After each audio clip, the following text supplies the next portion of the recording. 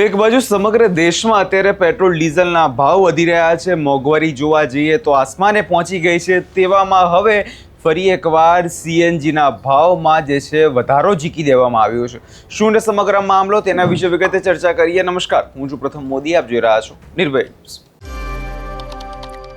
દેશભરમાં અને ગુજરાતમાં અત્યારે જોવા જઈએ તો ઈરાન ઇઝરાયલ વોરની અસર અત્યારે જોવા મળી રહી છે।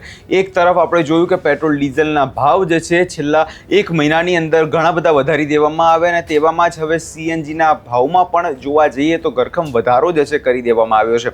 વાત અત્યારે એવી છે કે અત્યારે આ જે સીએનજીના ભાવમાં પ્રતિ 2 કિલોગ્રામ જે છે મોંઘો કરી દેવામાં આવ્યો છે। દિલ્હી સહિત સમગ્ર દેશમાં અત્યારે આ ભાવ જે છે વધારો કરી દેવામાં આવ્યો છે। દિલ્હીમાં સીએનજીની કિંમત 81.9 પ્રતિ કિલોથી વધીને હવે 83 પોઈન્ટ પ્રતિ કિલો થઈ ગઈ છે। નોઈડા, ગાઝિયાબાદ અને અલગ અલગ વિસ્તારોમાં અત્યારે જે છે સીએનજીના ભાવમાં વધારો કરી દેવામાં આવ્યો છે। જે તારીખ હિસાબથી જોવા જઈએ તો 25 મેના રોજ જે છે 2 રૂપિયા વધારો કરવામાં આવ્યો હતો, 18 મે 1 રૂપિયા, 23 મે પણ 1 રૂપિયા અને 26 મે એટલે કે આજે ફરી એકવાર 2 રૂપિયા જે છે આ ભાવ વધારો કરી દેવામાં આવ્યો છે।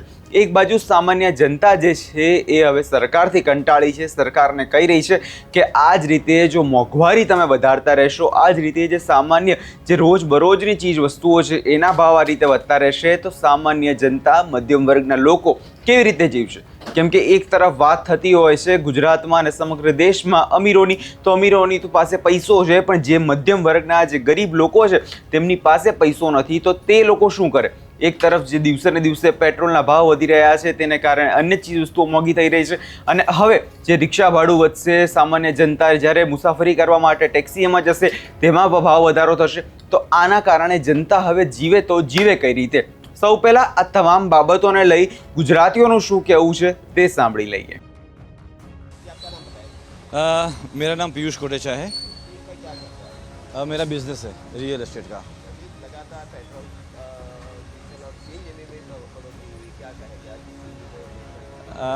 एक्चुअली जो कार चलाते हैं उनको शायद बिजनेस करते हैं उनको थोड़ा कम फ़र्क पड़ेगा, पर जो रिक्शा चालक है जिनके साथ लोग जुड़े हुए हैं तो उनको फ़र्क पड़ेगा, तो उससे भाड़ा बढ़ेगा मेनली। पर क्या है कि अभी जो ऑल ओवर वर्ल्ड की सिचुएशन चल रही है उसके हिसाब से इन लोगों ने सारे बढ़ाए हुए हैं प्राइस वगैरह, पर मतलब जो अभी थोड़ा कंट्रोल रखे सीएनजी पे एटलीस्ट तो नॉर्मल पब्लिक को अच्छा रहेगा उससे, ये मेरा मानना है इसके अंदर।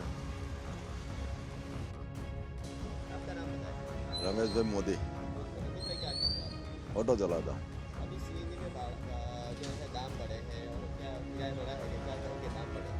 बड़े तो क्या करें, अब सामने ऐसा प्रॉब्लम चल रहा है तो अभी कुछ बोलने जैसा तो है नहीं। हमने नहीं बढ़ाया, कौन देगा अभी?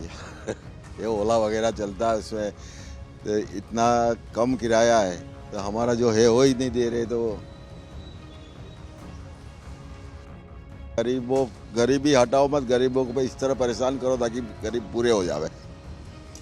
गरीबों को इस तरह।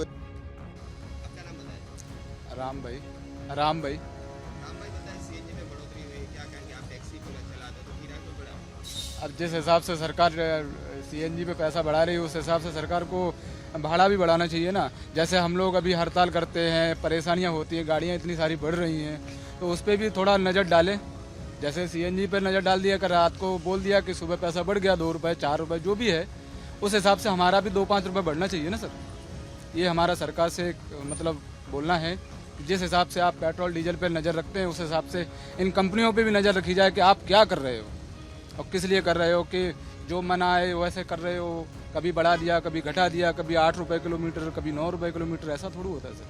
कैसे, कहाँ से EMI निकलेगा, कहाँ से घर का खर्चा निकलेगा, ऐसा हमारा मानना है।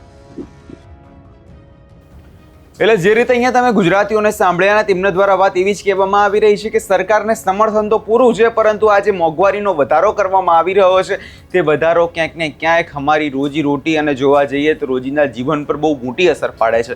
ગઈકાલે આપણે ઘણા બધા લોકોને પણ સાંભળ્યા હતા, ખેડૂત આગેવાનોને પણ સાંભળ્યા હતા કે તેમના દ્વારા વાત એવી જ કહેવામાં આવી રહી છે કે આ જે પ્રકારે ભાવ વધારો કરવામાં આવી રહ્યો છે, ભાવ વધારો કેટલો યોગ્ય છે? કેમ કે જે હિસાબથી લોકોના જોવા જઈએ તો પગાર નથી વધતા, પરંતુ આ જે ખર્ચાઓ છે તે ખર્ચાઓ વધી રહ્યા છે।